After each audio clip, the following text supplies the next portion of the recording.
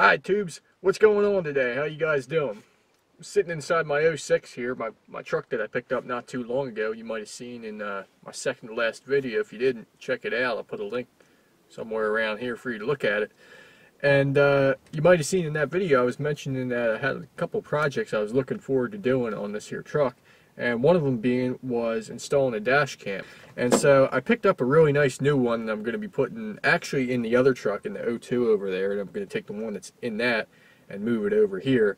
I figured it would be good to do like a separate installation video for those people that are just more interested in the install, and that'll be kind of more generalized. And then this video will be like a very specific overview of what exactly I got, what it'll do, and where you can get one. So stand by here. So here's everything we got. Obviously we got the camera itself, and this is the key to the kingdom right here. Everything I need to set this thing up today and have it up and running is in fact inside this box. But I just thought I would show you, I did end up picking up some optional accessories that'll help the install go a little bit cleaner and kind of supplement one of the features on this camera. And what that is it's got a parking mode feature, and of course I'm going to go over everything in a minute or two here, but just FYI, it's got this parking mode feature, and what it'll do is it'll record while you're parked if it detects motion or a certain impact or what have you. And what I did here is I picked up this kit, and what this allows you to do is it comes with the fuse taps here and this little box here, and when you wire them up together and then hook the camera up to it, what it does is this thing's actually got a little power cutoff in it, so that way if you get below a certain voltage it won't keep recording and draw down your battery. They also got a time limit setting, so if you want to park this thing, but you know after a certain amount of time, you know, a day or two, you're not interested in recording anymore, you can have actually a time cutoff as well. So it's pretty neat, and I'll be going into more detail about these when I do the installation, but for now I kind of just want to focus on the camera here, because again, everything I need to actually get this thing up and running is inside the box. So that's what we're going to focus on today. So here's everything that you get in the box. Obviously, first things first, we got our two cameras here. Now the important thing to understand is that although there's two cameras, you really think of it as just one dash cam, because you can't actually use the two cameras separately. The way it works is using this connection cable, which of course comes with it. You connect the two cameras together, and then when they record, it records as one unit. Your SD card's in this one here, and it records everything to that one card, but you get two separate files each time it makes a recording, one for the front, one for the back. Of course, it also comes with the power cord here. One end plugs into your master camera here, and then in the other end you plug into a cigarette lighter. Here's the quick start guide here it comes with, and this is a pretty good guide to help you get started.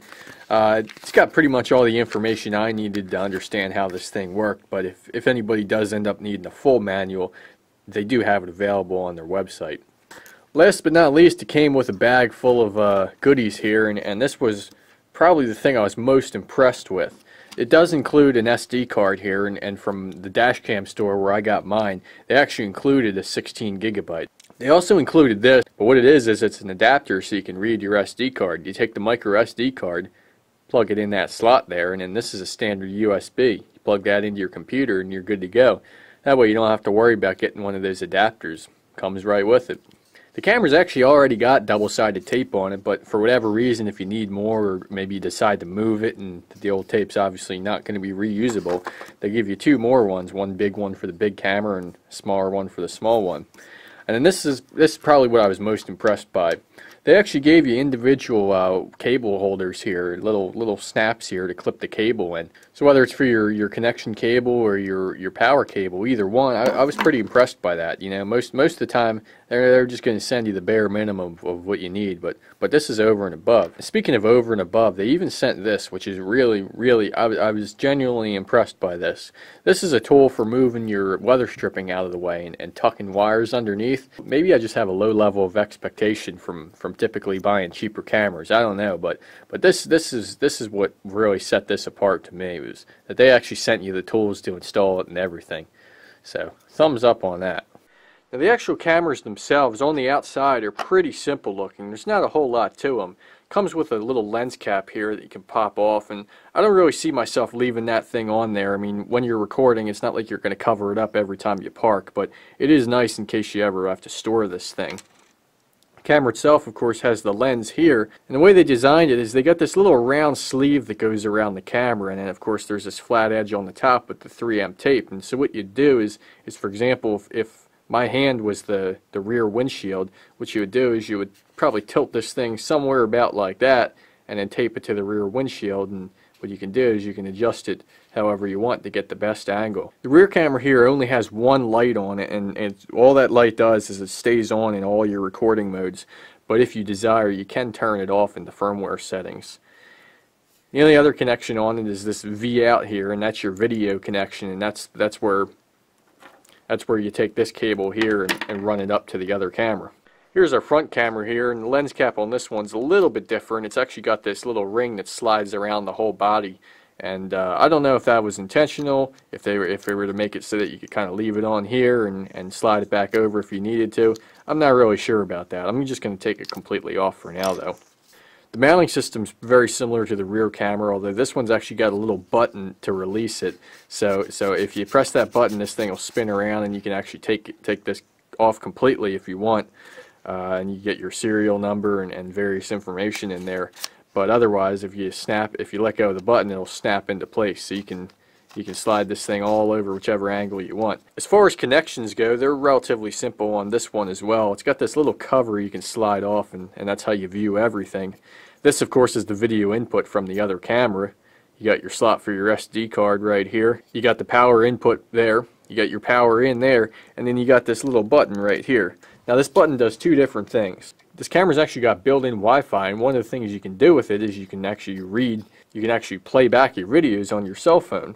And so what you do is you press this little button here, and that's how you turn your Wi-Fi on and off. The other thing you can do with this is if you hold it for more than 5 seconds, it'll actually format your SD card. Personally, I like to format my SD card every once in a while just to be safe. So it's nice. If I decide if I want to format my SD card, all I do is I hold this for 5 seconds, it'll talk to you, and then I hold it down another 5 seconds, and you're done.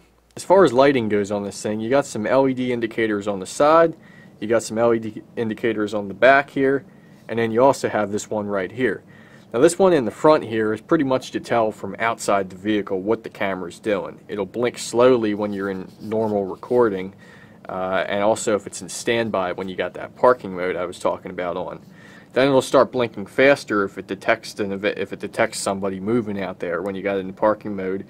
If you're recording manually, because there is an option to make it record manually, and also if it detects an impact, you'll see that blinking faster. On the back here, there's two little LEDs. You can see one says record, one says GPS. Now what the GPS one does is it just tells you if the GPS is on. One of the other features that this camera's actually got is it's got a built-in GPS in it, and what that allows you to do is it can actually show your speed on the video. So that way, for any reason, if you need to know how fast you're going at any given time, you can have your GPS speed right up there. Then the other LED, the recording LED, is similar to the front one. It's basically an indicator of what mode the camera's in. It'll be red if you're in normal mode, which is just normal everyday recording. It'll blink red if there's an event being recorded or you're manually recording, and then it's green when you're in parking mode and it's detecting motion. Last but not least is on this side here, you can see there's there's a little Wi-Fi symbol here, and that simply blinks when you're connected to the internet, or it'll be solid when direct Wi-Fi is on. And the difference between those two is simply direct means you're going direct to your cell phone or something like that, and blinking means you're connected to the cloud. More on that later. Another thing it's got is this nice little proximity sensor. That little blue thing there, that's actually a proximity sensor, and you can set up in the firmware what that does. You basically have two different options. You can use it to turn on and off the audio, so if for some reason you wanted to turn off the audio, you just swipe this thing, you swipe your finger next to that thing and it'll shut your audio off. Or you can set it up so it starts as a manual recording trigger. So if you're sitting there and your camera is not recording, but you want it to start recording, you just swipe by and that'll trigger it to start manually recording. Pretty nice. Now one of the things that's a little bit different about this camera, at least for me, is the fact that it doesn't have any screen on it. Not only that, it's also very limited in the number of buttons it has on it. Other than the Wi-Fi/format button here and the little proximity sensor here, that's it. There's no other buttons on this thing. So you may ask yourself, How in the world do you configure all the settings that I've been talking about, or play back the videos? Assuming you have a smartphone, which most of us do these days, it's extremely easy to do. The way you connect to it is basically the same as connecting to any standard Wi-Fi network. So in order to do that, we'll need to know the SSID as well as the password. Fortunately, it's very easy to find the password. All you have to do is slide or mount out of the way, and you can find it right here on the sticker on the camera.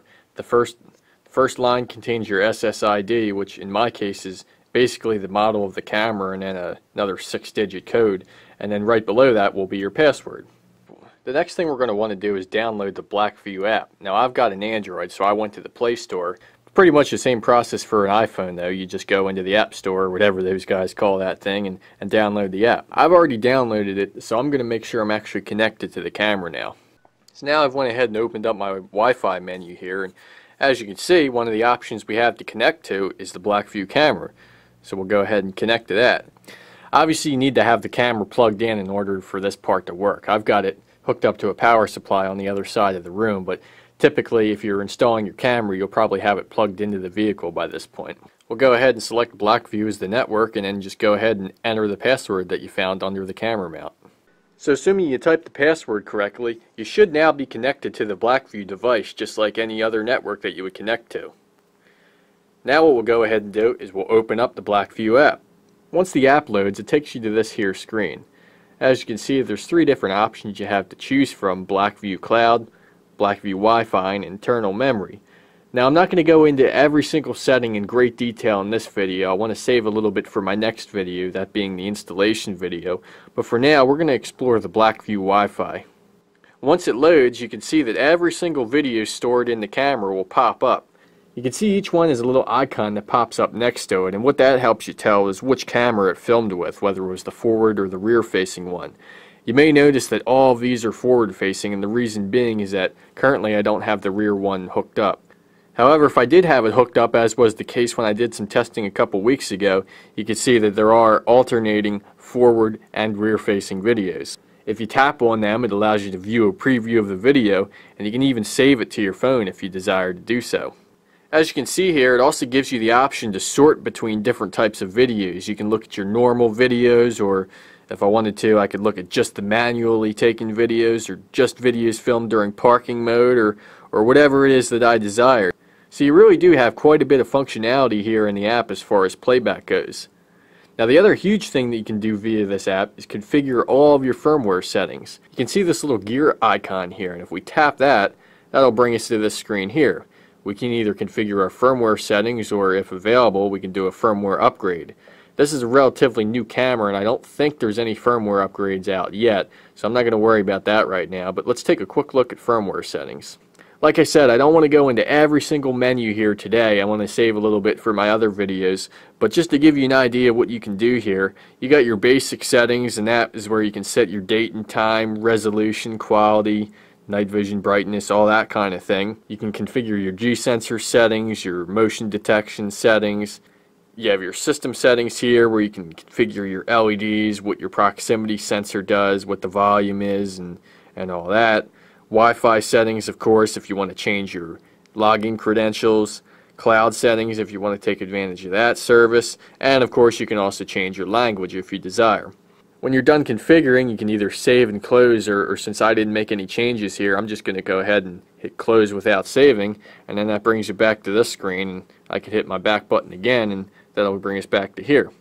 Again, in my installation video, I'll go more into detail because as part of the installation, I'm going to want to make sure I configure all my settings properly. So we'll be walking through more deeply in that video. So if there's something that you're not sure about and I don't cover it in the next video, be sure to leave a comment and I'll be happy to answer any questions you may have. The last thing I wanted to do here before I tell you guys where you can get one of these fine pieces of mobile recording equipment is just go over some of the technical specs. Some people are more interested in that than others, and that's why I left it to the end of the video here. So if you're not interested in this but you want to get one of these, fast forward ahead about a minute or so. But if you're into this kind of thing, stick around. As far as memory capacity, it'll take a 16 gigabyte, a 32 gigabyte, a 64 gigabyte, or a 128 gigabyte micro SD card. Both the front and rear camera utilize a Starvis CMOS sensor, and they rated it at approximately 2.1 megapixels. And since they're both using the same Starvis CMOS sensor, the front diagonal is 139 degrees, the horizontal viewing angle is 116 degrees, and the vertical viewing angle is 61 degrees.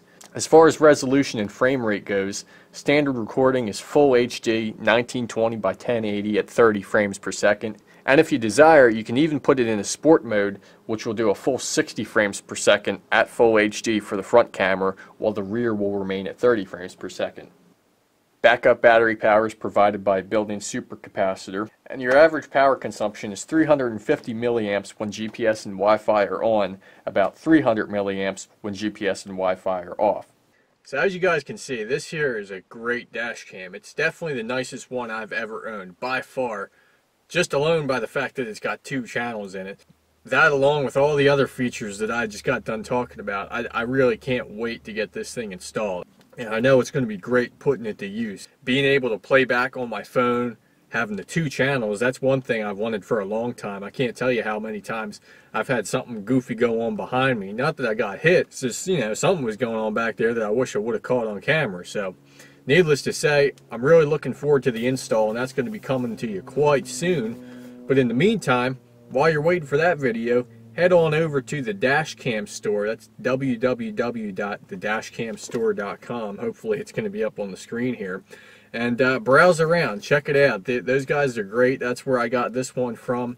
And it was nothing but a positive experience dealing with them. Shipping was super quick. They're an American company. They're based out of Austin, Texas. I did have some questions that I sent over to them, and they answered my questions super quickly, and they actually answered my question as opposed to just giving some generic robot response that didn't really help me at all.